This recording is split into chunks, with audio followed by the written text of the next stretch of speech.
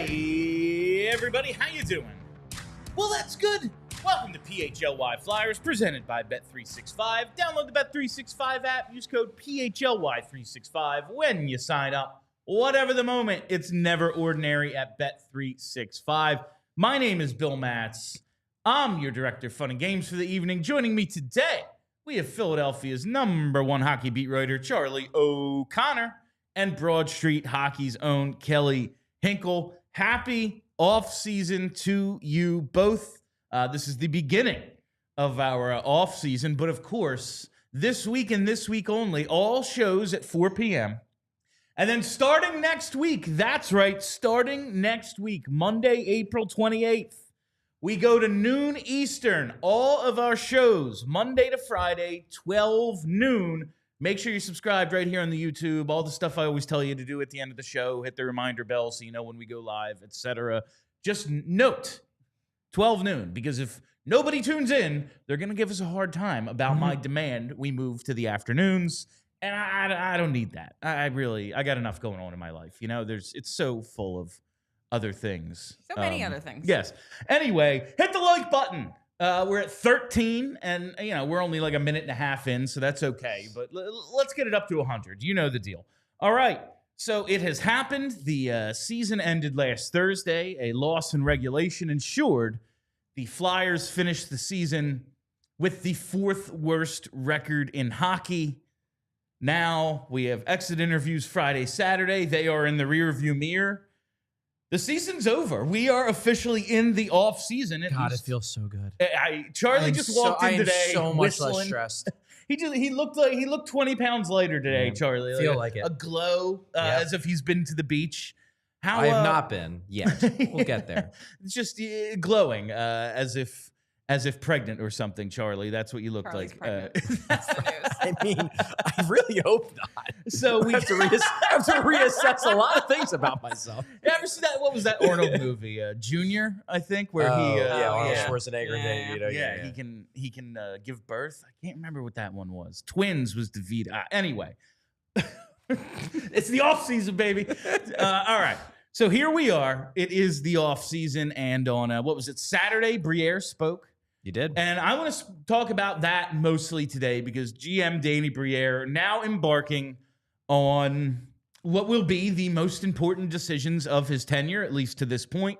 Whatever happens in the draft lottery, and make sure you come on out to our draft lottery party. It's Monday, May 5th, right here at the PHLY studios. If it's for diehards only, sign up at allphly.com. We're going to have a drawing for a pair of tickets to that later today. But yeah, Monday, May 5th, we know when the lottery is. So whatever happens at the lottery, they are going to have somewhere in the top 6 a draft pick, and then a whole bunch of others after that.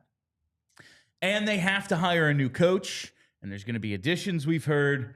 Charlie, what was your #1 takeaway from Danny Briere's exit interview on Saturday? And we will go from there.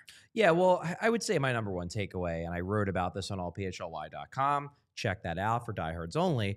But my #1 takeaway was him straight up saying, we have been speculating, I've been reporting with informed, I would call it informed speculation. I had sources telling me this for months. Yeah. That they are going to try to add, the sell-off was not the start of, they're going to tank for McKenna. They are selling some guys off, and then they are going to pivot towards a little bit more of a bringing guys in, building it back up type of feel.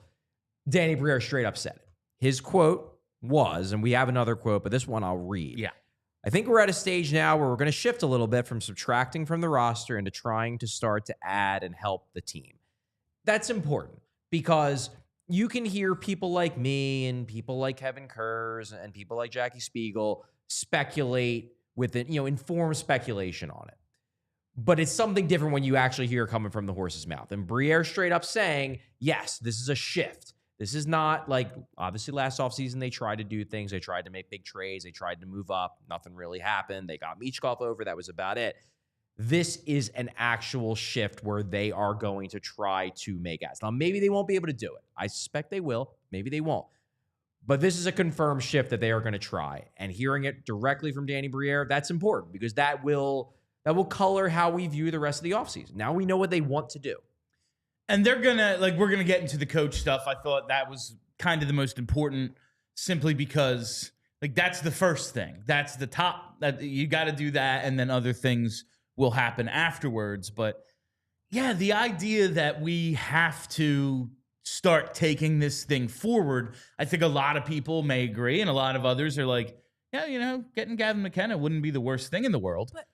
But it has to move forward at some point, and Danny Briere is looking at this offseason into the 2025-26 season as the start of, we're not doing that anymore. We're no longer, okay, whose locker stall isn't going to be here in 3 months. It's no longer so much more about that as it is, how are we going to move this thing forward and get into these playoffs that we are all, you know, you watch the start of and go, damn, I missed this. You know? At the very least, start helping the guys. Like, we're no longer at the point where we are pulling Jenga pieces out. We are now at the point where we're going to help the guys who are still here, because the guys who are still here are probably going to still be here for quite a while. And if any of them get moved, it's going to be they're getting moved in a hockey trade. Yeah. They're not getting moved because they're selling them for a draft pick and Jacob Peltier. It's like, yeah, we're trading Cam York, but we're getting back a first-line center.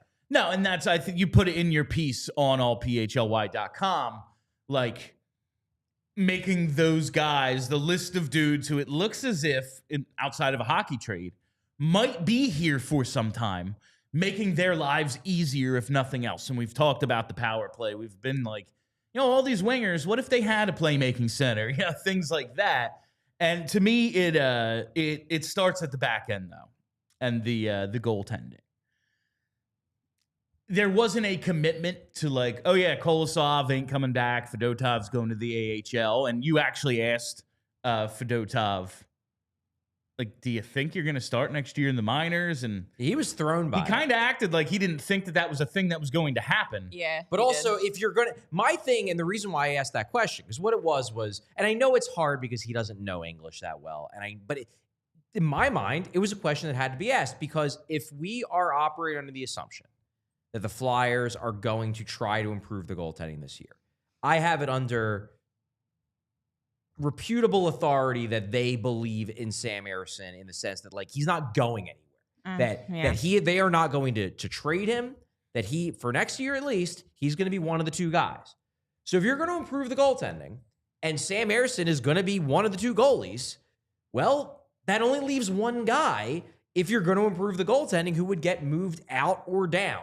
So I wanted to hear from Fedotov if they had talked about the possibility of, like, hey, if they go out and sign another goalie or trade for a goalie, if it's an open competition at camp, if Fedotov loses that open competition, which, like, it's a darn good chance he would he be willing to go down in the minors, or would he say, peace, guys, I'm going back to Russia? I didn't know. So I wanted to ask Fedotov, and Fedotov didn't, I think, expect that kind of question. I mean, if you're going to improve the goaltending, though, like, you have to get someone better than Sam Ersson, because he's not very good. So, like, in my mind, if you're Danny Briere and you're thinking, like, we have to seriously upgrade the goaltending, then it feels like the model for that is guy better than Sam Ersson, who will start a majority of the games, and then Sam Ersson is your backup, and you hope that he might be good enough to move back into, like, that 1B situation. I think that's fair. I guess I'm coming from a point where I still probably think higher of Sam Ersson than you do. Okay. I think that their view, and I more or less share it, is that if you get another guy, because I don't think they're going to, if they go out and get somebody else to pair with Ersson, I don't think it's going to be a 60-game-a-year guy. I don't even know if that guy is even out there. I was going to say, do those guys even exist at this point? There's like 3 of them. They do, but they're not available. Right, if they are available, they're going to cost you a 7-year contract that the Flyers don't want to do, because that would be stupid. Right. Yeah, Thatcher Demko, maybe he's available, but he's not Thatcher Demko anymore. Broken. You know, like, so why is he available? Because he ain't that guy anymore. Are you going to count on him? Or he might not be. Oh, he might not be, and if you're going to count on him to be, that is a major risk to take. So we'll see. But I guess what I'm saying is, like, I think that with Ersson, if you go out and get a 40-game-a-year guy, and then you have Ersson penciled in for 40 games, I think his numbers will get better. Okay. And 40 games in, like, I think that's a possibility if the 40 games are 1 or 2 a week, not 3 rest because he sucks or injuries. Yeah. 3, like 4 game. You know, I think if it's an actual tandem, the way it was working towards with Hart prior to Hart, you know, being taken away on January 20th, like I think that that's a possibility where we could see the best of Sam Ersson, but it has to be that consistent. He is a backup or tandem guy. But the fact that Danny Briere said, you know, this these last couple of days, because one of my major questions here, like he says, you know, we don't have a short list. We really haven't had any of those conversations about coaches. It's more been conversations with players this last week or two. Like, but why? Like, if your conversations have been with the players and you've talked to the goalies, and the idea of Fedotov starting in the year in the AHL hasn't come up, what the hell do you even talk about? Like, clearly you're not an NHL goalie, bro. Your numbers show that. They're very, very bad. You're going to get waived and you're going to clear waivers because, again, your play was poor this season and you make a ton of money considering your poor play.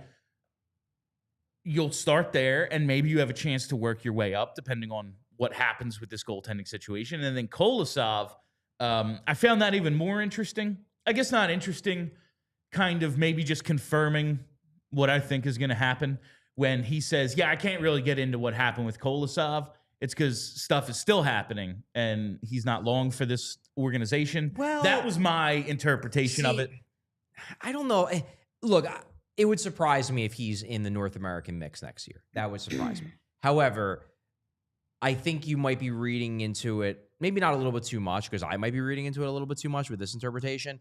The thing that I can continually hear when I push on the Kolosov thing with people in the organization, which like no one's willing to go on the record about this because it's a very touchy subject, is that you shouldn't blame the kid. Really where this is coming from is a political thing in Belarus where there are a lot of powerful people and a lot of people around him do not think that he is beneath him to play in the AHL. And that there is a lot of pressure being put on this kid not to play in the AHL, and that it's almost viewed as an insult to Belarus that he's playing in the minors, that if he's not playing in the NHL, he should be playing for Minsk in Belarus. That's more or less what I hear. So when I hear Briere say, I can't really get into it, okay, that's what pops in my head immediately, is that he doesn't want to talk about these political pressures that, and I'm not the only one who's been reporting things. I think Anthony Sanfilippo has reported this as well in multiple articles. Like, this has been the message that the organization has been trying to get out through back channels, is like, don't rip the kid. There's stuff going on above him that's driving this. It's not just that, like, he is a sulky kid who doesn't want to play in Allentown. There's other stuff going on, and I don't think Briere wants to get into that because that opens up an entirely different can of worms. The nation of Belarus seemed fine with Ustimenko playing in the ECHL. Is this like a new thing with them that their goalies are no longer able to be relegated to the minors? I mean, there is a war, happening, and Russia and Belarus are very closely tied. So, yes, it could be. All right. I just like... And also, I just think that like they view Kolosov higher. Yeah. Did they see him play in the... But that's the thing is, again, statistically the worst goaltender in hockey this year. But he got a chance. Like, that's the thing. Like, he got a shot. He was given a shot that he definitely didn't earn. I guess because of all of this that was going on. And what did he do with that opportunity? He absolutely borked it. Like, he looked like total garbage. So, like, what are you supposed to do with that then? Like, you can't play him. Well, I agree. He stinks. Which is why I think the ultimate solution here is that he's got to go back to the right, because that's the only way he's going to develop into anything resembling a functional goaltender. But if, like, the president of Belarus won't allow that to happen, then, like, it seems like there's no moving forward with this. I don't even think it's, like, the president of Belarus. I don't even know if Belarus has a president. It's more like... What I've heard is that there are people around... It's more people around Kolosov than Kolosov himself, which I think plays into why Briere doesn't want to go into the details of it, because this is all shady, backroom, Belarusian, Russian BS. Gotcha. So that's more or less my interpretation of that. But I think it takes us to the same spot, which is he can't be here next year. Okay, so Fedotov, this subject hadn't been broached with him, apparently, but it seems like the most likely outcome is he starts the year in the AHL, or he goes, all right, let's have a mutual termination. He heads back, and we at least loan Kolosov back to what would it be? Dynamo Minsk. Minsk, yeah. Which is like the Belarusian KHL. KHL team. Yeah. He goes back there. Bjarnason and whoever in the AHL, Ersson and the big addition maybe. And yeah, they're going to try to make trades. Yeah. Danny Briere, I would love to play poker with this guy because every time offer sheets come up, he's like, well, I don't know. Perhaps. Who said anything about offer sheets? Perhaps, Offer sheets? Perhaps this could be a tool in our toolbox, as he's like packing a toolbox that says offer sheet on it. Like, maybe this year, maybe next year. It just seems like they want to. It just seems like they want to. No, they want as to. if the Flyers, if they don't sign someone to an offer sheet this summer or next summer, it won't be because they haven't extended an offer sheet. It won't be for lack of trying. Yeah. It'll be because someone's like, I'd rather just live in Nashville or wherever, you know? Yeah. Anyway, that's going to be, in all likelihood, the biggest addition is in net, right? Yes. I would say that. And in fairness, Briere was pretty diplomatic about it. He tried to defend his goalie. It's like, it's not just the goalies. The skaters, the forwards, the defensemen, they need to be better too. And they were leaving them out. And sometimes they were. Sure. Sometimes. But the end of the season, absolutely. More than anything else, it was the goalies. Well, and he knows that, which is why he, after hemming and hawing for a while, he's like, they need to be better. And maybe it'll be somebody from outside. But that's where it goes back to the Fedotov thing, where like, if it's somebody from outside and we know with near certainty that Ersson is going to stay as one of the two, that only leaves Fedotov to move out, unless you want to do another 3 goalie thing, which would be insane. Which was a disaster. Again, yes, Kolosov, he didn't belong here and everything. Also, 13 starts. Yeah. There's no way to make a real assessment on any goalie based on what do you have? A few in the minors, and he's not going to play develop 30 games total this year. Exactly. Yeah. We all know that the only thing that develops goaltenders is reps. And you want them down in the AHL getting reps against shooters that aren't as good as the ones they're going to face later, because then they can figure it out. And playing 13 games in the NHL is not going to get him anywhere. He's essentially just tanking his career if he continues with this nonsense. He's got to get better. And the only way to get better is reps. And you're not going to be a starting NHL goaltender.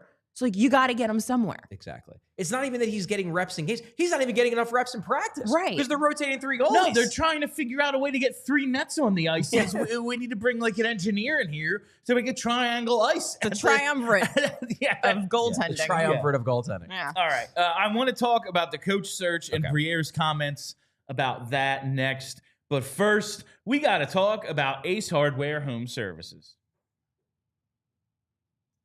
That's right. If you have a leaky pipe at Ace Hardware Home Services, they're around the block with everything you need to fix it, including the person to do the fixing. Same thing goes for your air conditioning issues. They've got a person for that. And that faucet you said you'd get to, it's time to turn off the YouTube videos and call Ace Hardware Home Services, because now Ace isn't just the helpful hardware place. It's also the helpful home service and repair place. From plumbing to heating and cooling, they've got the trusted pros to keep your home humming all year long. Ace Hardware Home Services, they're bringing helpful home, the helpful you love from the store, now to your front door. Visit Ace Hardware Home Services online at acehardwarehomeservices.com to get started on your next project. While we're here, check out Empire today. That's right, 1-800-588-2300-EMPIRE. Because just like your favorite team, your home needs home floor advantage. That's right. And Empire Today can help you get it.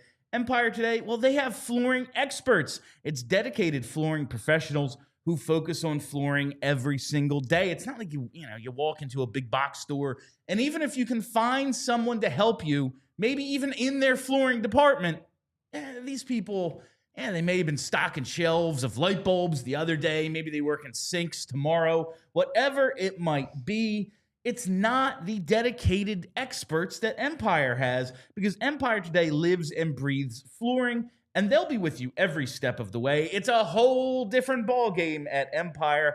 And with Empire Today, you get clear, upfront, and all-inclusive pricing Plus, you can schedule installation as soon as the next day. So schedule a free in-home estimate today because some things are just better at home. And PHLY listeners can receive a $350 off discount when using promo code PHLY. Yeah, you heard that right. A $350 discount with code PHLY. Restrictions apply. Visit EmpireToday.com/PHLY for full details. Did I miss the Empire?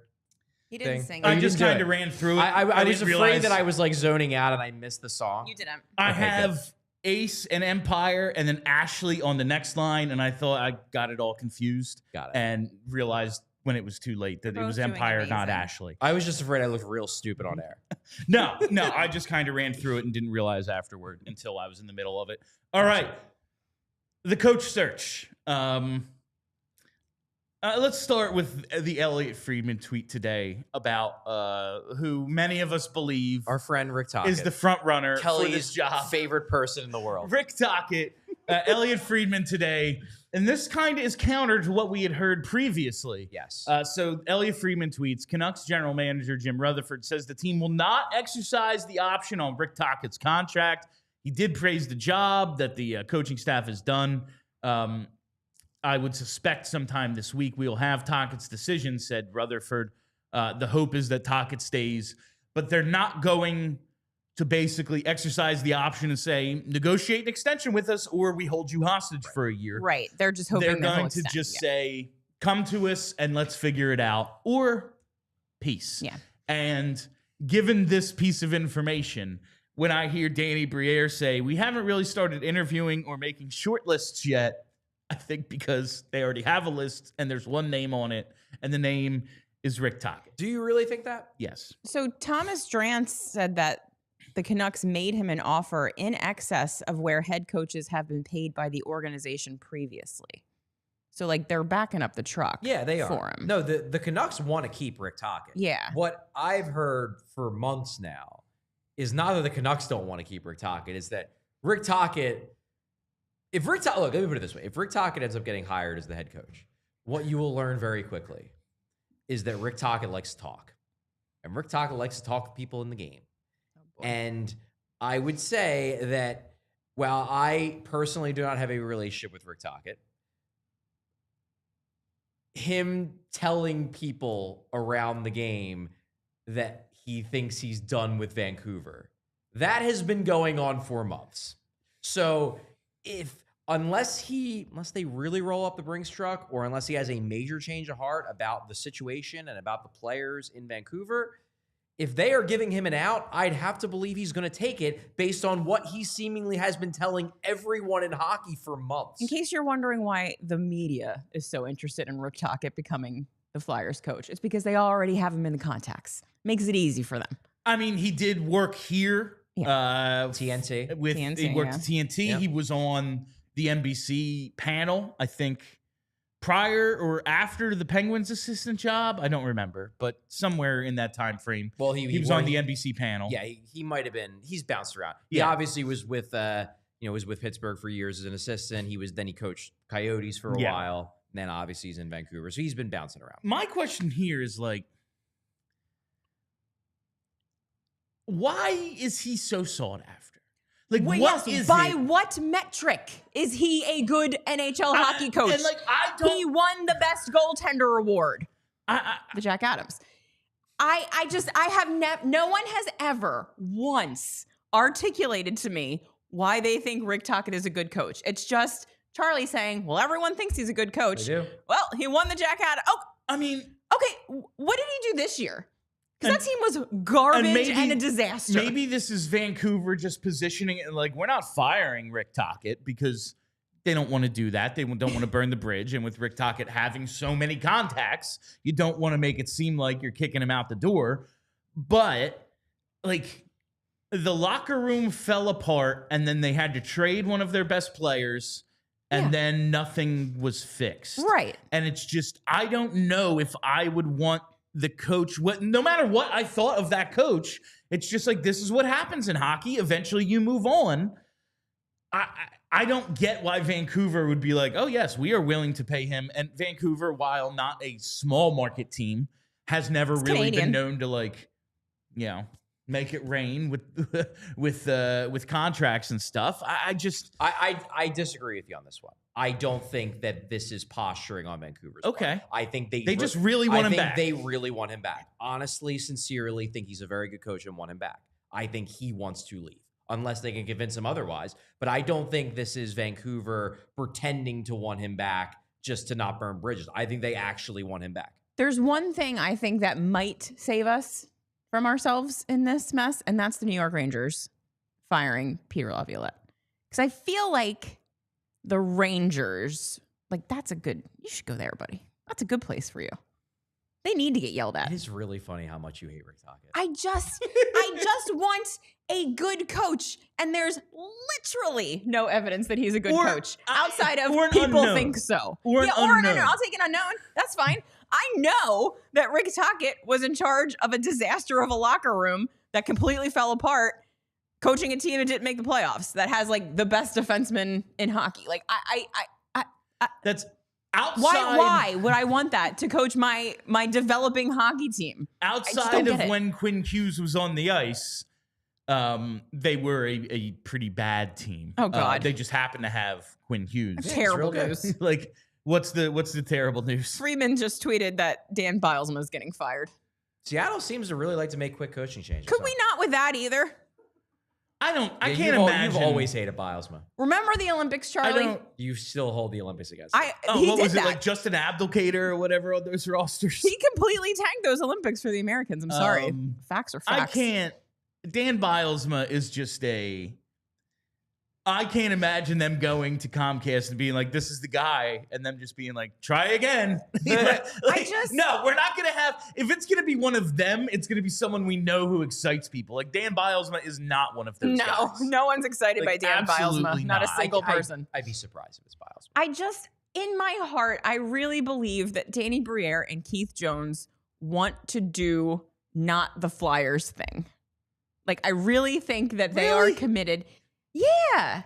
I just think I don't think they want to be like, they don't want to be that anymore. You know what I mean? You know what? We do have, I hope anyway. We do have a Danny Briere quote that may support what you're saying, because as much as we think it's going to be Rick Tocchet, at least you and I, Kelly. And I'm on the fence. I'm not nearly as certain that it's going to be Rick Tocchet.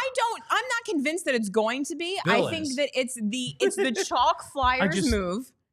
Just like signing Nick Delorier when he was a free agent was the chalk Flyers move, and they went ahead and did it. I don't want them to be those Flyers anymore. And Danny Briere does seem to be doing things in a more informed, less old school. I'm telling myself this, all right? I know. I'm not convinced that they're going to do it. I'm afraid they're going to do it because it's the thing that the Flyers would do. I don't think it's as much as like a few years ago when I said, listen, I want Jim Montgomery, but that ain't happening. It's going to be Tocchet or Tortorella. I thought that was a foregone conclusion. I don't know if this is that. I don't have that feeling. It just seems like earlier, I'm just walking through the halls here. Someone's like, Bill, who's it going to be? I'm like, it's Rick Tocchet. Like, yeah, I do think that, but I don't think it's 100% the way I did last time. You manifested John Tortorella, so I need you to stop saying it out loud. I didn't do it. It was just obvious. Like, there's one card left in the deck, and we haven't seen the Ace of Spades yet. Like, well, guess what it's going to be? All right. We do have this quote, which may fly in the face of everything Kelly and I think, from Danny Briere. Danny Briere was asked by our own Charlie O'Connor what are the qualities he wants to see in the next head coach. Communication and teaching are probably two things that will be at the forefront of our next coach. Just when you have a young team in place, I really think those two attributes are extremely important. It doesn't scream Rick Tocchet. I don't hear that and think, man, that's Rick Tocchet. Yes. That sounds like a player's coach to me. Rick they want a guy that the players like to play for. I mean, and I'm writing an article on this that'll be out tomorrow. You know what that screams? Bradshaw. It screams Bradshaw. Yeah. It screams Bradshaw. And I'm not against that. I mean, we even have Bradshaw the day prior. And you said this to me prior to when we went live. It's not as if Danny was interviewed Friday, and then Shaw on Saturday tailored his answer to be what the GM wants to hear.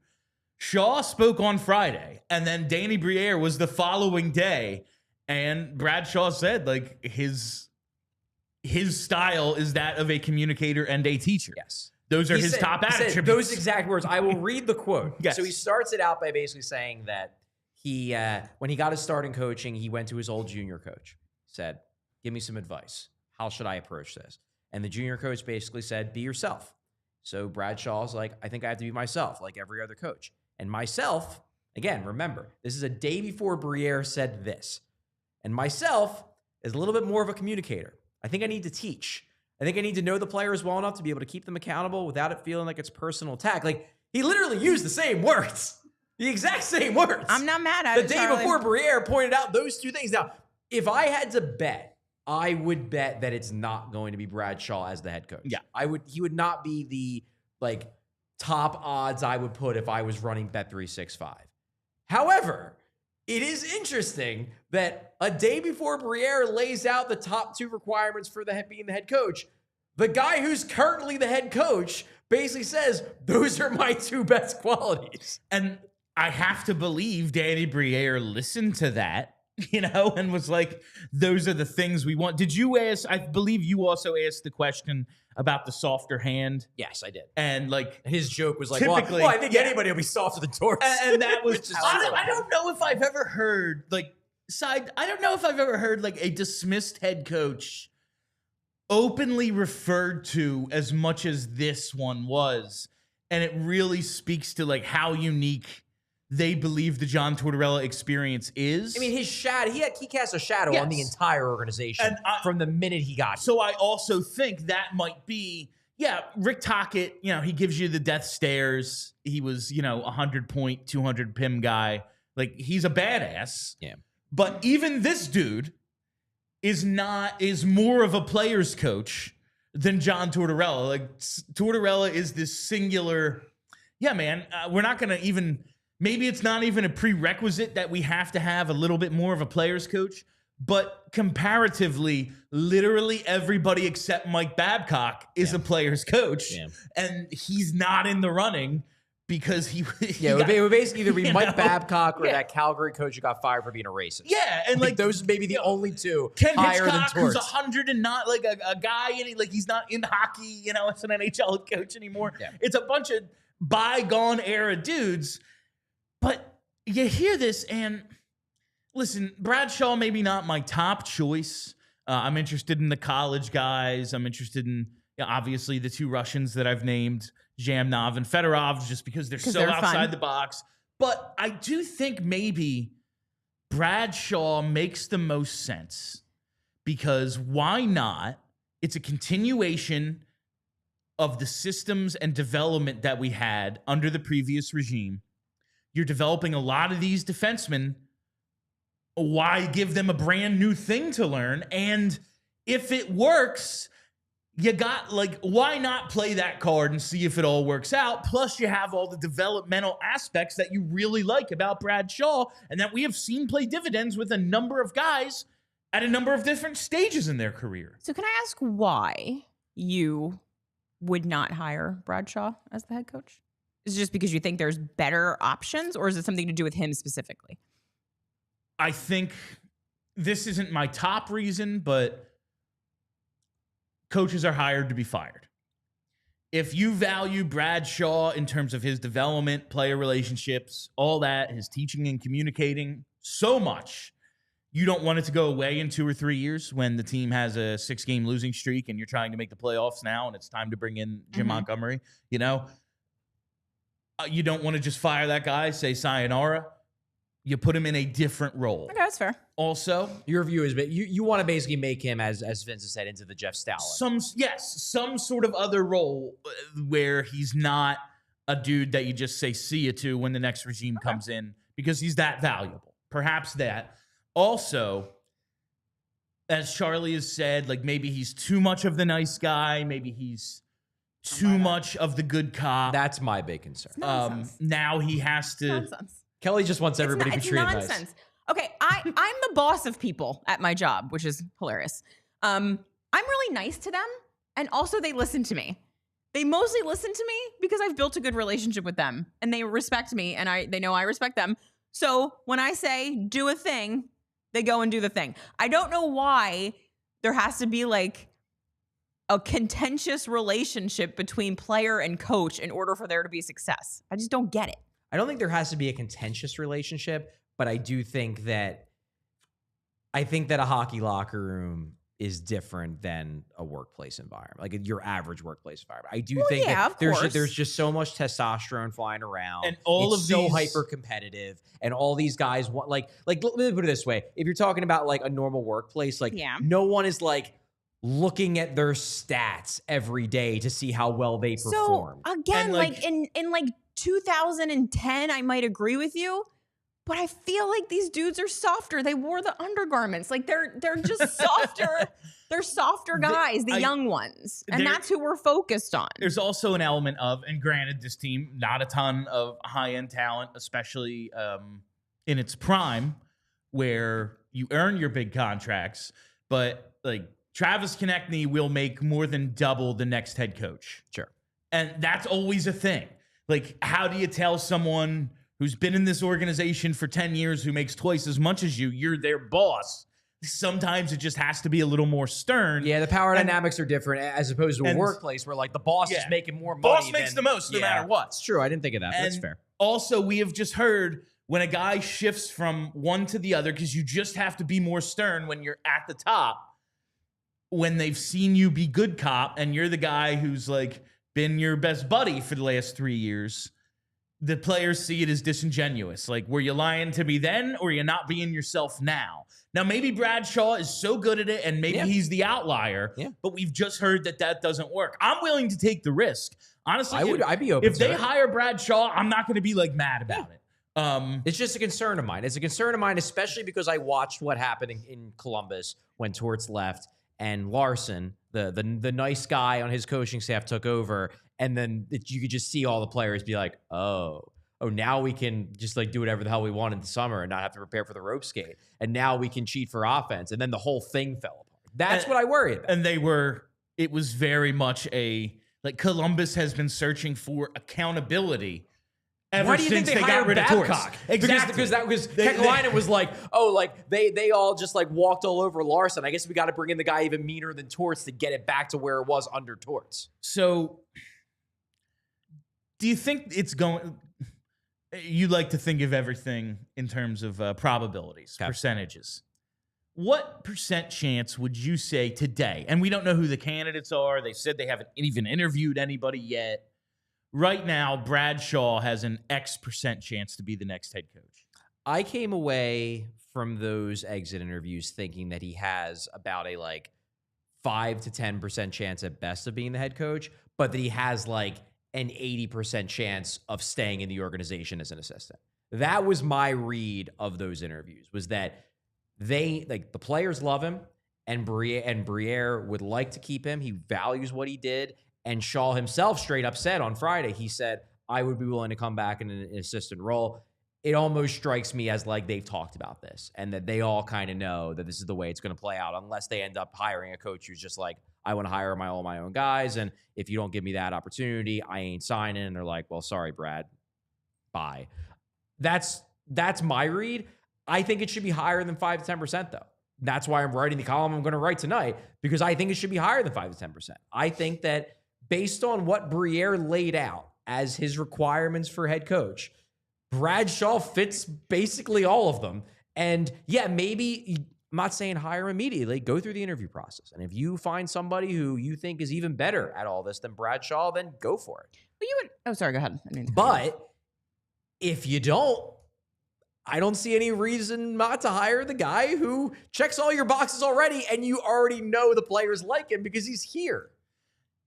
I was just going to say, like, you would have to imagine that a college coach would also fit those parameters too, Certain right? college coaches. I mean, Dave Haxall was a college coach, and he sure didn't. Fair enough. How about the two that we're considering? There are coaches who would, I think, check the excite the fan base box more or be more interesting hires. But especially if David Carl's like, nah, that's That's not the job. According to I'm Jackie looking for. Spiegel, Jackie reported this weekend that she does not think that Carl is a top candidate for the job. I just can't imagine. It doesn't seem like a fit to me, especially at this moment. If it's not him, Ferschweiler is the big. Ferschweiler. He just won the national championship. He's got the connection with Yeah. Jonesy, and based on everything we've heard and seen, it seems like he has a strong rapport with his players. Yeah. Yes. Like, I just don't see. I don't see Bradshaw as a bad hire. Like I don't either. I think I really don't. I think it could work, and it's worth the shot now when we're in this transition period of like, hey, maybe it works, and if it does, great. We found the dude, and if not, we didn't lose any time because we're not in, the not even championship window. We're not even in the going for it, trying to make the playoffs. All these guys are in their prime. Like, we're not losing that time period, at least, if it doesn't work. Yeah. I don't see a ton of downside to Shaw outside of, is it too similar to what we were doing? Is there too much of a poor taste? But it seems as if Shaw really well liked. He's not thought of as not thought of as an extension of Tortorella. No. And we talked the other day. I was listening to something. I think it was Kevin Shattenkirk on Chicklets, like after he announced his retirement, was talking about playing for Ken Hitchcock, and Shaw had the same role there. Mm-hmm. It was like, that was my therapist, quite honestly. Yeah. Bradshaw wasn't even a coach. He was just a guy that I got to like I'd go to his office and just like get to talk to him and not lose my mind. I just think that, and I said this on the show before, I think back to when this was pre-firing of Torts. It was when we talked to Cam York, and Cam York basically said, I play for my boys and I play for the logo. I don't play for the coach. And he went off on Torts on the record. It will always stick with me that what York made sure to mention on the record was, me and Bradshaw communicate regularly. He's great. I love Brad. Like, while he's burying Torts, he's like, but Bradshaw, he's the best. Great dude. It's going to be an interesting hire no matter who they go with. I would not mind Shaw. Again, guys that excite me more, guys that are more interesting candidates, but kind of a why not hire for me right now is Bradshaw. Like, I don't see a downside outside of the potential. Do they walk all over him? And if so, I always go back to that, the Charlie Manuel thing. Like, do you want another Tortorella? Yeah, right. Well, then behave. You better behave, because if not, you're going to get another a-hole. Also, it just takes their ice time. Yeah. They respond instantly. So we'll see how that goes. All right, there's another thing I want to get into, but let's do the ad read first. All right, let us do that. Let's take a second to hear from our sponsors. As mentioned previously, got to talk to you about our friends at Ashley Furniture, because the low prices are blooming, so you have to spring into savings at Ashley. Save up to 50% off living rooms, bedrooms, and dining rooms, and have it all delivered for free. Plus, get long-term, no interest financing. You can save on top brand mattresses and get free delivery, setup, and removal. I mean, that's everything right there. They bring it to you. They put it together for you, and they take away your old stuff. It's that simple with Ashley. So spring into savings now at Ashley South Jersey and Ashley Philadelphia. Financing with approved credit. Minimum purchase required. Some exclusions may apply. See store for complete details. Hurry to Ashley. Visit ashleyfurniture.com for more information. While we're here, I got to talk to you about Timeline. What is Timeline? Timeline sells health and longevity supplements featuring their proprietary MitoPure ingredient. MitoPure works with the cells in your body to help reverse age-related decline, and the benefits that we're already hearing some of our PHLY hosts refer to include increased strength, energy, and endurance. How have they done it? Well, they've done it with 15 plus years of research, in which time they've secured over 30 U.S. patents for these products. You see, the cells in our body, they're the building blocks of life, and Timeline is a supplement that works with those cells to help give you more energy, feel stronger during workouts, and preserve health and mobility as you start to age. And the patented ingredient is MitoPure, a postbiotic nutrient that clears out dysfunctional mitochondria, aka your cells' battery packs. And right now, Timeline is giving you 10% off your order of MitoPure. Go to timeline.com/PHLY today to get started. That's timeline.com/PHLY. PHLY. Okay, so here is something I want to talk through. One question that I went into the press conference with Briere really wanting to ask. Hit the like button. Hit the like button. Yeah, definitely hit the like button. Was this idea of what is the structure of leadership going to be with Torts gone? Because I remember vividly 2 years ago when they went with Jonesy and Danny. Danny's the GM, Jonesy's the president of hockey operations. Dan Hilferty, the chairman and CEO of Comcast Spectacor, the guy really at the top of the food chain. He raved about the idea of this triumvirate of leadership where you've got Jonesy, Danny, and Torts, and they all complement each other. He went on this whole thing about how I believe in complementary skill sets, and we think these three complement each other. Well, now one of those three is just gone.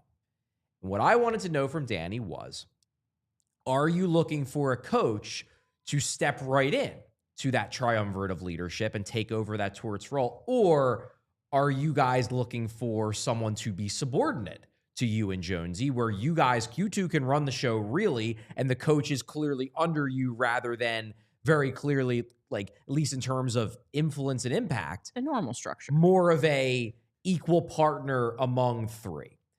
Here was Danny's response. The next coach is going to be included in what we do, and as far as the plan and the message and all of that, it also depends to which degree of his experience. Torts has been around and has so much experience, probably the most experience out of that group at the time. So a lot of it will depend, too, on how experienced the next coach is.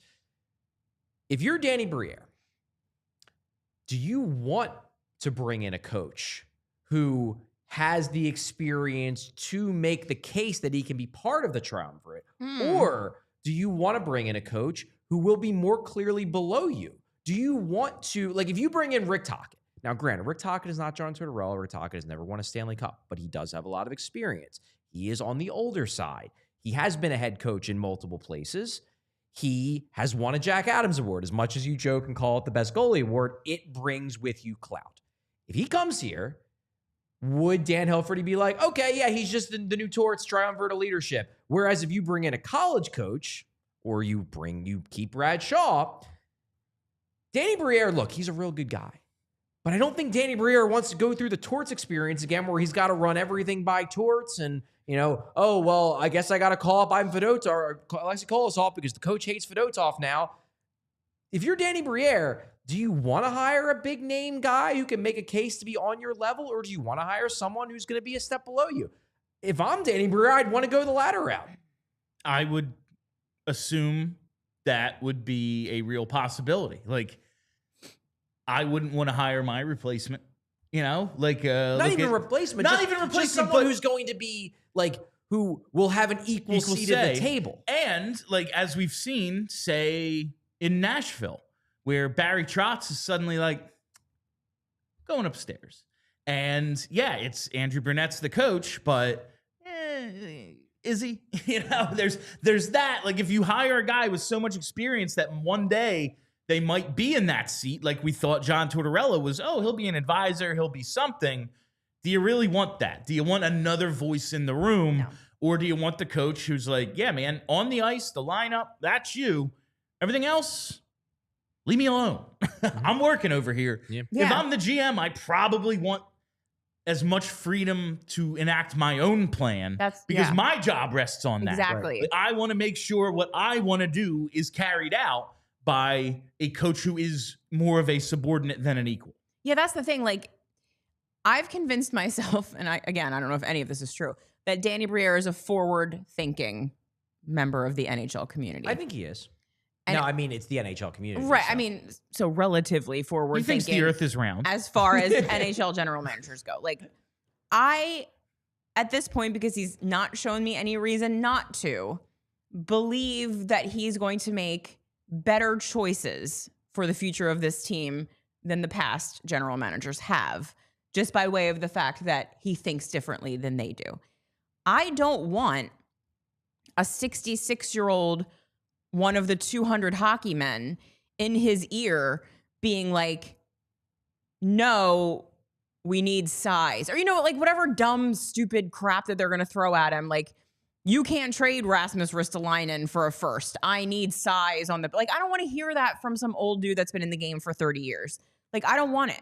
So, like, I would like to think that Danny Briere also, to your point, would like to be able to enact his own vision for what this future of the team is going to be without someone barking in his ear about the nonsense that he doesn't want to hear about, that he had to hear from John Tortorella. Yeah, I just, because if he would have answered that question and been like, yes, next coach, we're keeping the triumvirate, that's a thing, we believe it's the right way. The fact that he was kind of like, well, it depends on the coach. If it's experience, maybe. If not, probably not. If you have a choice between having more power or less power, most people are going to pick more power. I don't know. Easier. Just saying. It's just easier. Yeah. And he just went through the John Tortorella experience like everyone did. I think we all learned. I think he would rather the next coach be an easier situation for him personally. Not even the players and the team. For Danny Briere personally. Right. Briere was fine with it until these problems became his. Yes, exactly. He's like, I'm on a scouting trip and this guy's yelling at me about Ivan Fedotov and Aleksei Kolosov. They both friggin' stink. Leave me alone. Right. Like, I'm doing other stuff, man. But as was pointed out in his press conference, Briere did say, like, John Tortorella is basically one of one. Everyone is a softer hand than him. I don't think anyone will be as difficult as him. So I don't know if that really gave us any insight into the style of coach they're going to go with. I don't think there are many bad candidates. Like, even Rick Tocchet, who I don't necessarily want, I don't know if he's an openly bad coach. Like, I don't think he hurts the team. I just don't get why he's universally thought of. Like, the Flyers will not be the only team in pursuit of Rick Tocchet. Oh, no. Couple of things I wanted to jump on here. Ristolainen got surgery Freaking never 3 trading weeks him. ago. Yeah. Good thing he doesn't suck anymore. He didn't, Briere didn't want to get into or didn't have that many details on it. This is, Rasmus Ristolainen is going to play out this contract in Philadelphia, isn't he, Charlie? I don't know if I'm ready to say that, but I am pretty confident this kills any chance they have trading him this summer. Because they've been abundantly clear, based on the conversations I've had, that they are not going to sell low on Rasmus Ristolainen. They believe they shouldn't. They believe he's a good player, and they believe that at some point down the road, and they did prove this to be the case with Lawton. At some point down the road, before that contract is up, someone is going to meet their price for Rasmus Ristolainen. No one's going to meet their price while he's rehabbing from his second surgery to address basically the same problem in a year and a half. And might miss the start of the season. Yes. No way. Can't see that happen. No. I think now they are, I don't think stuck they are with necessarily stuck with him forever, but I definitely think they're stuck with him this summer. All right. His Michkov comments, didn't expect him to score 20 or break half a point a game. Sure, that's why you carried his bags through the airport, because you thought he was going to be a Just a 40-point dude. guy. He's holding to it. Right. That has been what Danny It's what he said from the beginning. jump. It's what he said from the beginning. He expects Michkov to struggle in his rookie year, and everybody's like, yeah, it's not going to happen. And everybody was right, and Danny was wrong. Is it possible that Danny has that little smirk inside where he's like, yeah, I thought he was going to go point per game. What are you going to do? But publicly, he just keeps saying, yep, I didn't think he was going to break 20 goals or 0.5 points per game because it's so difficult transitioning to a new country, new league, new team. He continued to harp on that on Saturday. Believe him or not, that has been his consistent stance, that he did not expect Michkov to play as well as he did in his rookie year. I mean, look at the impact Matvei Michkov had on the power play.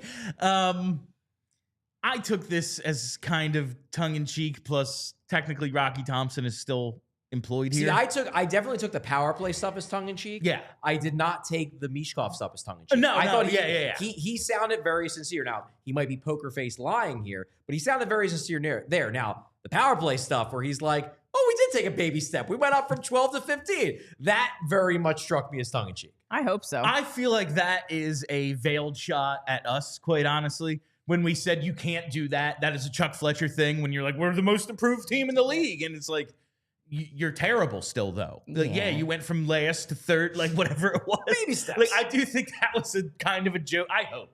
Honestly, I just really hope it was a joke because we've been saying for weeks now, you can't say that. And then he did. I find that kind of funny. Hi, and Danny. Hope, All right, a few minutes left here before I think we have a bunch of super chats. I know, but you want to do the giveaways? So we need to do the giveaways. Yeah. Giveaways. This first one here Let's go. These are the giveaways from the season finale, which was Thursday. We have 5 T-shirt winners from Thursday's post game. Of course, the keyword was over. We're gonna pick 5 different T-shirt winners, and I gotta tell you, we had hundreds of entries. That rules. It was insane. The number of How long did it take you to write them all down? Hours. I had to get here early, and it was still like I didn't do enough prep work for the show because I was doing my little cut and paste project here. So here we go. Let's get this is the bucket with the winners for the T-shirt, and of course the keyword was over, as in the season is over. We're going to pick 5 here. This first one, let's see, is Aleksei Kolosov from Twitter. Agloza. Olex. It's a funny name. Sure. I think it's Alex Ogloza, and like they switched the first, but we'll see. I'll be in touch in your DMs if I'm mispronouncing your name. Wait for a DM from me. All right, that is our first. Let us see our second winner here. We have Justin Grossman. Grossman smelled with one N at the end. Okay. So, Okay. All right. One N, so not related. It's perhaps they've just decided, you know what, I'm just going to go with it. Or that's actually how they spell it. All right. Our third winner is, this is a good one. Hugh Mungus. Hey, That's good. I love That's it. good. Yeah, that's I get it. That is a great one. All right. Our fourth winner is Your mom. Guy Incognito. Could be I've Incognito. I've seen that name. All right. I feel like I've seen that name, And yeah. our fifth and final T-shirt winner from all of the post-game giveaways, keyword was over, is K-Red. Oh, my God. Friend of the A pod. legend. Boy K-Red A comes legend away of the comments section. with the victory, so I will be in touch You love to see it. in those DMs, and we will do that. And now for a pair of tickets to our draft lottery party on Monday, May the 5th. I was very, very pleased with, got to make sure to only show this front logo. Very pleased with a lot of people who were like, oh no, wait, don't enter me into the draft lottery thing because I can't make it. And Thank retracted. you for that. Really appreciated that. All right, and now for the pair of tickets to the draft lottery, it is.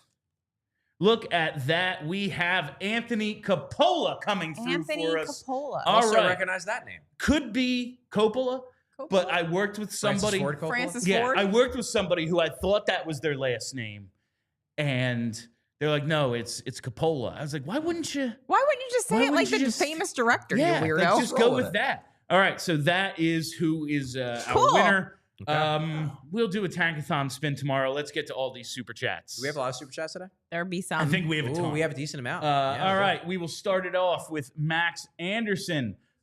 Just the money there. Oh, okay. All right, appreciate What's- it, It's Max. Swedish. SEK, I think is it's that Swedish Swedish money. Swedish money. Yo, Oh that my rules. God.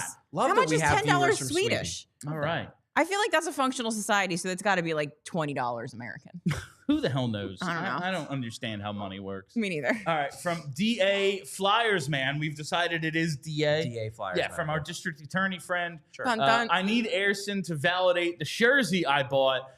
I think that's the number one It's me thing with that Kelly's mad my about Tippett with Owen jersey, Tippett. yeah. He betrayed. How dare you? Yeah, Yes. betrayed your I investment. believed in you. I spent $26. All right. Well, I just want to see Airson because I do like him, and I do think there's more there. I mean, it would be cool if he was But good. it would just be cool if he could not have like just an don't 880 suck. safety. I want to percentage. see him in a lesser role. Yeah. That's where I'm at with him, and I'd like to see the Flyers add a goalie who allows them to put Airson in a lesser role that isn't him getting almost every start. It's pretty clear he's not a Seems like number the one, ticket. but We're let's see if through he's- 2 seasons of Yeah. him not living up to that. All right, and before we go any further, just got to tell you, you got to head to allphly.com right now because we're headed to overtime. Overtime. All right, this next one here from Max Anderson. There we go. Greetings from Airson Town, Sweden. I'm wondering about the American prospects. Can we expect guys like Bumper Barkey to make the team next year? Maybe Bumper. Very interesting comment from Briere there, where He did say, like, some of the additions, while, yeah, man, we're going to try to get a goalie. We do have a little more money than we expected. We're not flush with cash, but we're going to try to do some things. He listed a lot of dudes turning pro or about that time where they're going to be making the jump, and whether it's pushing internal competition or jumping whoever is in their way. He does expect, I think, some of these dudes to at least be in the running to make this team. Yes. Well, to answer your question specifically, Max, I would not expect Denver Barkey to make the team out of camp. I think he's too small, and he's a very skilled player. I like him a lot. I think he's going to have to learn how to adapt to the pro pace. You watch him in juniors, he's fun. He's got a lot of talent. He plays hard, but he falls into the trap that most juniors players do, which is sometimes they just play too slow because they know they can. They know that defensemen aren't as quick, and they can, slow move the puck up ice and wait that extra second to make a play. He's going to have to learn how to make plays quicker. I think he can do it. I'm a believer in Denver Barkey. I just don't think it's going to be he makes the team out of camp immediately. Alex Bump could. Alex Bump has, I believe, 3 points in his first 2 games in the AHL. Yeah. We'll see how he does in the playoffs. They start on Wednesday for the Phantoms. I think he is close, and I would not rule out the possibility of him making the team out of camp. I think that is very much on the table. He straight up said the reason why he didn't say. He told Danny Briere, and Danny Briere told me that the reason why he didn't burn the extra year is because he thinks that playing in the AHL and going through a playoff run will give him a better chance to make the Flyers out of camp. I love that. Next season, as opposed to him getting one NHL game and then being done and going back home. He thinks this will put him in a better position to make the team. So Bump wants to make the team out of camp. I think he could. And there are other guys too. Gerbenkin, I think, has a legitimate chance. I think he's very much in the mix there. Andre, now obviously he got significant NHL time this season. I don't even think he counts as a rookie for next year. I think he played in too many games. But point being is that I think that he has a real good chance, especially now knowing that Ristolainen likely isn't going to start the year. I think he has a real good chance to make the team out of camp as well. But I would say Bump, Gerbenkin are the 2 guys I'm really looking at as legitimate possibilities to make the team on day 1. All right, let's check this next one here from... Oh, and Luchenko. Luchenko very well could too. Yeah. From Marcus Harazin. Bill, what were your thoughts on WrestleMania? People seem mad online about WrestleMania. Haven't seen Night 2 yet.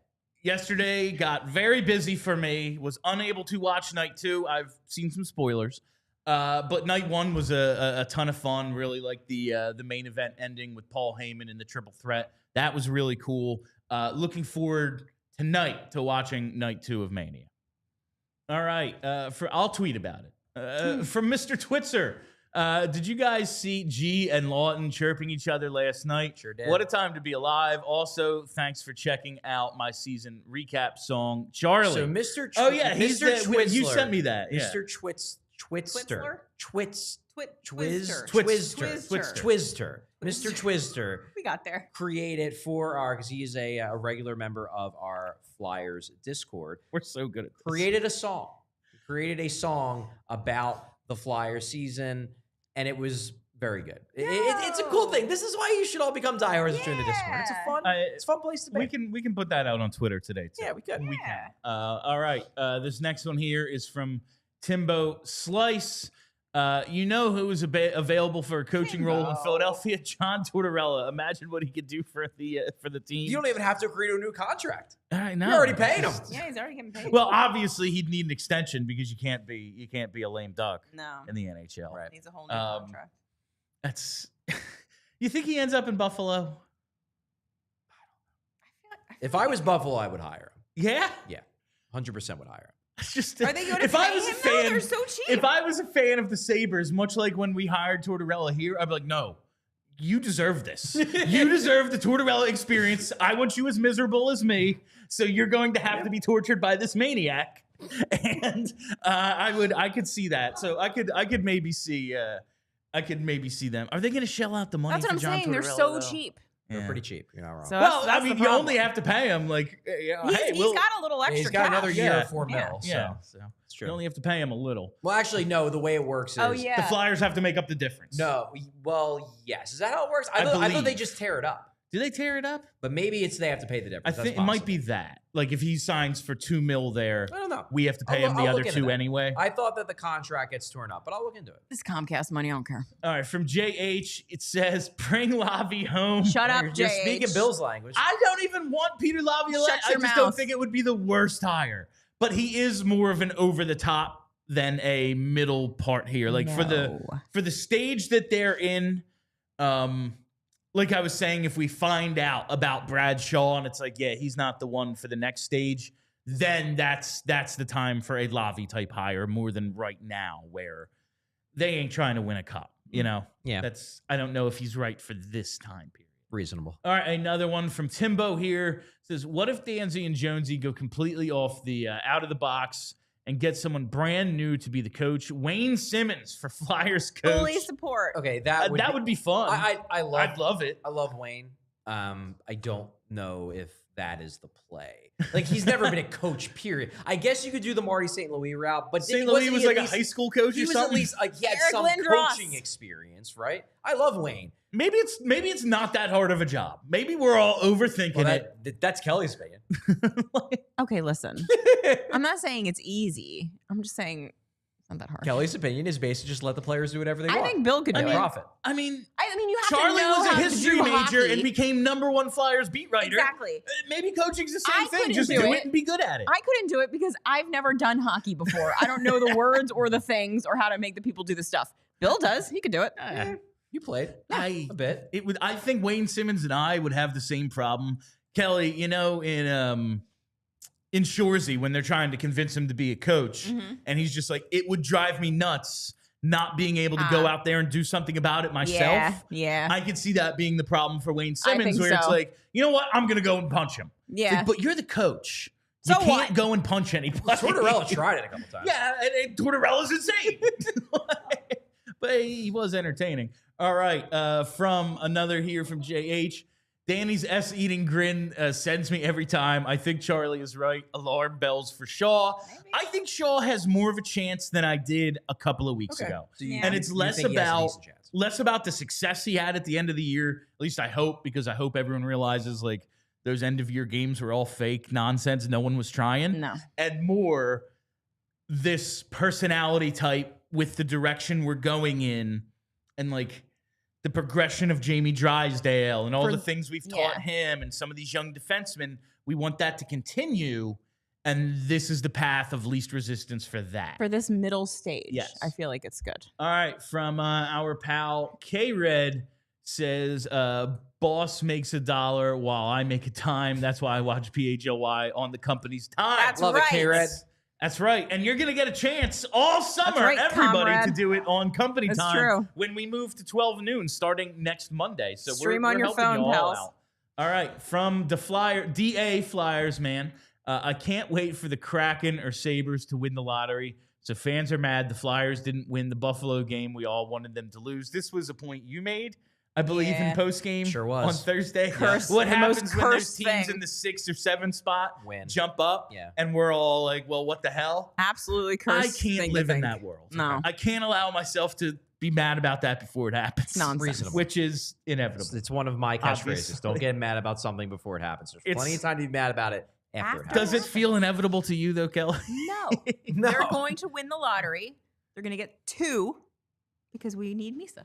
Yeah. Misa, And Misa. listen, I check out our mini pod, which kind of got buried between all the under all breakup the day stuff. exit interviews, but we picked next year's trophy winners, team award winners, Oh, yeah, we did do and that. I had Matthew Schaefer winning the Ashby. So Sure did. that isn't actually who I chose. but Manifesting. It's my out of the box pick. Okay. All right, from Purple Crayon. What are the odds? Harold! What are the odds York gets traded at the draft or in the offseason?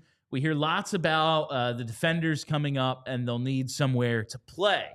I I think they really like Cam York still. I think they like Cam York. I think they do too, but I also think that like he's a piece that makes sense if you're doing a hockey trade. Well, sure. He's not the only one that makes sense if you're doing I a would hockey ask trade. for but him if I'm the other team, sure. I just look at it as I think his value is lower than it will be a year in from the now. future, given the fact that he was basically openly feuding with the coach by the end. And True. we talked about this. So while I do agree, I think the Flyers would be open to trading him in a hockey trade. I don't know if this is the right time to trade him specifically in said hockey trade. You want to hear the best hockey trade idea that Thomas had? Oh God, what? Owen Tippett for Marco Rossi straight up. Trade is 1-for-1. I mean, they do. I'd like, do it. They do like big. They do be humans. liking big boys. Yeah, Minnesota does love the big people, And they do not like Marco Rossi. apparently not. They really, Bill Guerin just does not Does seem not to like him. for whatever reason. All I'd do right, from David Schub. Anyone else want to see the team take a step toward and add some physicality? Tired of the bullies getting bullied out there. Well, I tell you one think thing. it's Rick part- Tocchet is definitely on board with your thinking, David. I do think they know they need to get a little bigger. They've said that about the back end plenty of times. They targeted Grebenkin. They gave Devin Kaplan the opportunity to burn a year. They just signed Devin Kaplan. I didn't think it was a lock they were going to sign him. We talked like maybe this ain't gonna happen. I saw it on Twitter, and then all of a sudden it's like yes, and he's gonna burn a year on his deal for one game. Like I do think they realize they have to get more physical. How about we focus on getting players that are good at hockey?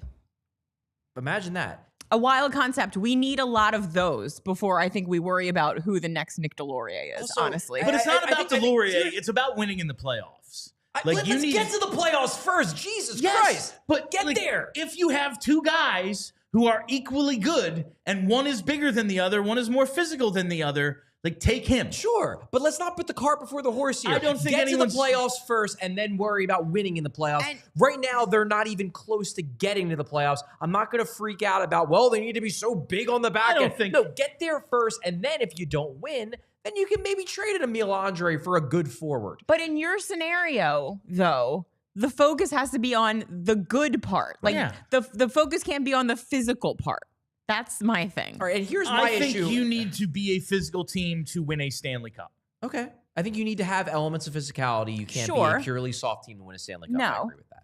I don't think you necessarily need to be a, beat 'em up physical team. to win a cup. I don't believe that either. But I you do also think need really good players, and we have not enough of those. to survive 4 rounds, you need to be the aggressor, not the team getting run through the end wall Sure. because everyone's 5'10", 180. Sure. Like that's just how I feel. But here's also my thing, and this is my major issue with that comment, David.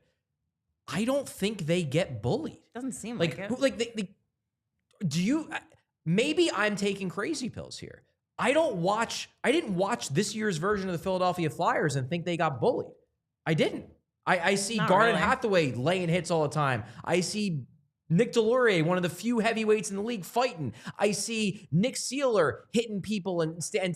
I don't think this is a team that got bullied this No, year. it's not. And maybe I'm crazy. Maybe I'm not watching the same sport as you, David, but I didn't see a team that got bullied. I don't think they get pushed around, especially given some of the elements they have. But to the point about they need the good players to do that stuff, like Garnet Hathaway can't play 17 minutes in a playoff game. Nick Seeler Sure. can't be the number 2 defenseman. Sure. And you need some of that out there for more of the game than they currently It would be do. nice to have a Makachuk, yes. But then again, the closest thing to a Makachuk in this draft is Porter Martone, and everybody wants to get a center. So That's why they need to trade up and get 2 top 5 picks. All right. just do from, that, duh. from Tim N. says Iron Mike. he's still alive, right, Mike Keenan? I believe so. Yeah, sure. Is he 117 It's got to be years pretty old. It's got to be Mike pretty old. Keenan is 75. I assumed he was older than God that. bless Me him. too. Really did. Be retired. Yeah, like How young was he when he coached the team in the 80s? I have no. He must have been like the player's age. Yeah, at that right? time. Had to have been. That's 40 years ago. All right. For another one here from David Shub.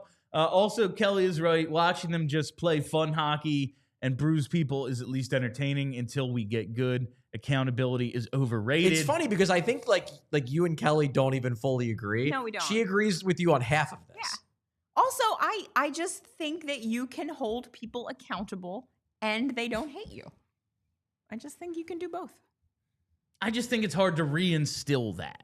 Like, all right, now it's free for all time, and we're trying to be good, so suddenly everyone has to take it seriously. Well, I just think, like, for example, you remember you were saying, I think it was you that said this, that you saw, like, Alex Bump say that he loves Pat Ferschweiler. Yeah. Obviously, Alex Bump also listens to Pat Ferschweiler. Yeah, seems like it. So like, And Alex Bump he's got an ego. right. He thinks very highly of himself. I can speak to that personally. I can tell just looking at him. I think it's great. That 5th round pick seems to be eating at him. Yes. Good. So I just don't know. I don't know why that can't be a thing at another level as well. Okay, before we finish, I could be wrong. Before we finish up these, we're at 77 likes.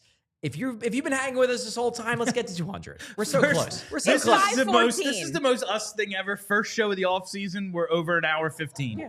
All right. Well, we had like 21 super chats. It's really, I should have probably planned a little better here. Yeah, how dare you? All right, another one from David. P.S. You guys just make this team worth watching. Thank you so much. David. You got it, David. Thank you. Really appreciate it. All right, from Timbo, another one here. Do you think Danny keeps all 7 top 2-round draft picks, or does he package some for the additions in the offseason? The second one. He laid out in his exit interview, all options are on the table with these 7. And like I've said, there's only so many roster spots. There's only so much ice at development camp and things. Adding 7 guys in the top 50, I don't think is realistic. Danny basically said as much on Saturday. You could see his face light up when somebody brought up the idea of trading away some of those picks. And he said, look, there are a lot of different ways you could do that. You could trade up, for a player, trade up, trade back, trade for a pick for next year, like they did last year where they got an extra first-round pick this year by trading away the 32nd overall pick. So it's not necessarily going to be pick for player, but I would be absolutely blown away if they just sit there and make all 7 of those picks. I think there is probably like a 0.01% chance that they simply sit in each of those slots and make their pick. I think they are going to make at least one trade, and I expect them to make multiple. Folks, I love you. Stop super chatting. I want to walk home. I want to walk home before it's dark. I'm starving. You're the best people ever. Stop super chatting us. From Thank you. JH, Charlie, please don't pop an aneurysm. We need you. Bill's drives me nuts, man. He's chill now. He's cool. It's the off season. Got to get some entertainment out of this guy. You know, I don't have any game stuff to needle him about. It's going to be the classics. All right, and finally from Borfus, Charlie, the season is over. Don't let Bill get you. It's only the first day of the offseason. We're already yelling, so that's great. We're gonna have, it's annoying. We're gonna have a very fun offseason. Become a good team. We don't have to worry about let's stop. Let's not worry about what it will take to get past round 2 before you even make the playoffs. It's like the whole concept of playoff Risto. Yeah, Risto would be great if he was in the playoffs. If he ever made it. I don't know if he can hold up.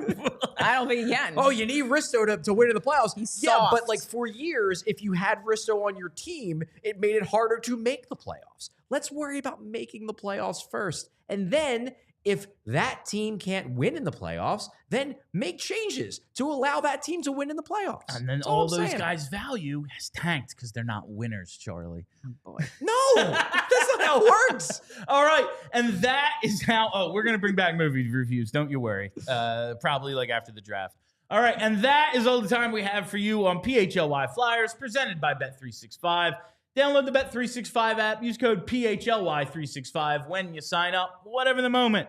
It's never ordinary at Bet365. Make sure you're following us right here on YouTube. See that schedule, 4 p.m. the rest of the week until we move to 1 p.m. next Monday, the 28th. Noon. Not 1. It's noon. Noon. Get it right, Bill. Noon. If you're going to needle me, at least get the times right. Noon. Noon. Starting next Monday, the 28th. All right, yeah. Follow, like, subscribe, all that stuff. Follow us on Twitter at PHLY_Flyers. Follow the Blue Sky as well. We're going to get that going a little more this summer. And follow the podcast wherever you get those. Just search PHLY Flyers. I am Bill Matz. That's Charlie O'Connor. That's Kelly Hinkle. Till tomorrow, let's go Flyers. We all silly like the mayor.